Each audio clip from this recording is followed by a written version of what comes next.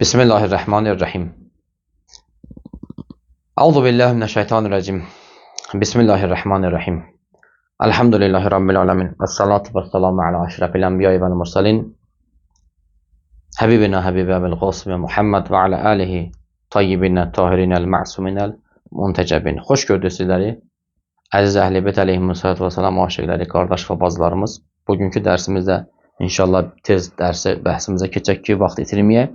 Keçən dərslərimizin bəhsimizin davamıdır. Bildiyimiz kimi biz dedik ki, elm elə elmin o nurlu, o əzəmətli, o nüvəsi, özülü İslamdır. Bəs insanı da hər bir hərəkətdə agah olmağa çağıran da elə İslamdır. İslam istəyir ki, insan hər bir etiqad və ideologiyasını, əxlaq və əməllərini elmi əsaslarla əsaslandırsın. Hansı elm və hansı agahlıq? Bu çox önəmlidir, əziz qardaş və bacılarımız. Elm iki cürdür. Zərər verən elm və faydalı elm. Siz inşallah fikir edirəm ki, Qur'an-ı Kərimdə bu ayəyə gəlib rastlaşmısınız. Mən çalışıram ki, mübarək ayələrdən istifadə eləsəm də, ehtiyac olmasa, Azərbaycan dilində onu sizin xidmətə çatdırım. Həzrəti Süleyman əleyhissalatu vesselam barəsində orada Allah Teala söhbət açır o mübarək ayədə. Buyurur ki, Süleyman kafir deyil. Süleyman mömin bir şəxsdir. Allahın peyğəmbəridir, yəni öz dilimizdən desək. Və o dövrdə insanları cadu və tilsimlər öyrədən Süleyman deyildi. Süleymanla, Həzrəti Süleyman əleyhissalatu vesselamla üzbəyiz dayanan batil şeytanlar və şeyatin idi ki, cəmaata seyr-i cadu öyrədirdilər ki, onlar batil əqidələrdən istifadə eləsinlər və bir-birlərinə zərər versinlər məqsədə uyğun şəkildə. Bəs deməli, əgər hansı elmin faydası var və hansı elmin zərəri var, biz buradan bilirik ki, mübarək ayədə Allah Teala bizə bunu belə qeyd edir ki, bizə çatdırır ki, elm iki cürdür, faydalı elm və faydasız elm. Faydalı elm odur ki, sənə elmlə bahəm Allah'a da xatırladır, yəni Allahın müqabilində qoymur səni, Allahla müqabilə, Allahla müharibəyə səni hazırlaşdırmır. Əksinə, Allahdan imdad alıb, onun yolunda qurbətən ilallah, xəlqinə xidmət eləyəsən deyənə, iş görməyə, elm dərsi almağa və tədris eləməyə səni sövq eləyir, sənə kömək edir.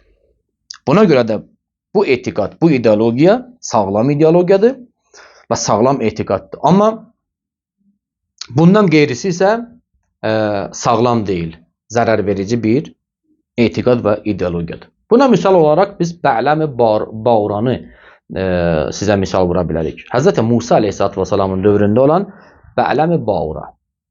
Bildiyimiz kimi ismi əzəmdən, yəni o elmdən özünə xas, öz zərfiyyəti qədər bilirdi. Allah ona öyrətmişdi.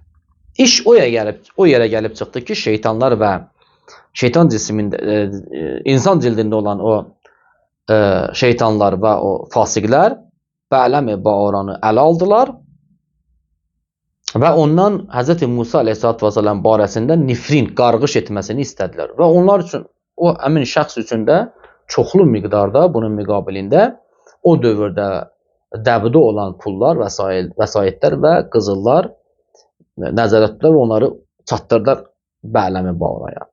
Bə'ləmi Bağura o yerə gəlib çıxdı ki, o boyda dahi bir insan o yerə gəlib çıxdı ki, bunların fitnə fəsadına aldandı və münacat eləmək üçün, yəni nifrin Allahdan istəyib Hz. Musa əleyhissalatu vesselama qarğış etməsi üçün yola düşdü. Ulağına ki savar olanda, mərkəbinə ki minəndə hərəkət etmədi onun. O heyvan hərəkət eləmədi. Allahın əmri ilə. Və məqsədə çatmadan fasik formada, kafir formada dünyadan köçür, cəhənnəmə vasil olur bə'ləmə bağıra. Bax görürsünüz, əgər o elmin ki, başında, öndə İslam, təslim, ruhaniyyət və nuraniyyət və fitrət, Allaha məhəbbət durmasa, o Allahın müqabilində dursa, həmişə cəhənnəmə vasil olacaq və həmişə belə deyək, uduzacaq və heç vaxtda qələbə çalınmaz. Qısa bir formada, qısa bir belə deyək, zaman ölçüsündə ehtimal var.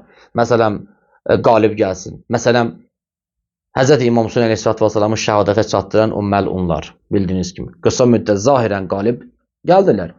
Amma batinən isə İmam Hüseyin əleyhissalatu vesselamı bugünkü gündə bütün dünya o haqda danışır, Həzrətin haqqında danışır və onun yaxşı insan olduğunu hamısı təsdiq edir. Allah sizə və bizə izzət versin. Assalamu aleykum və rəhmətullah.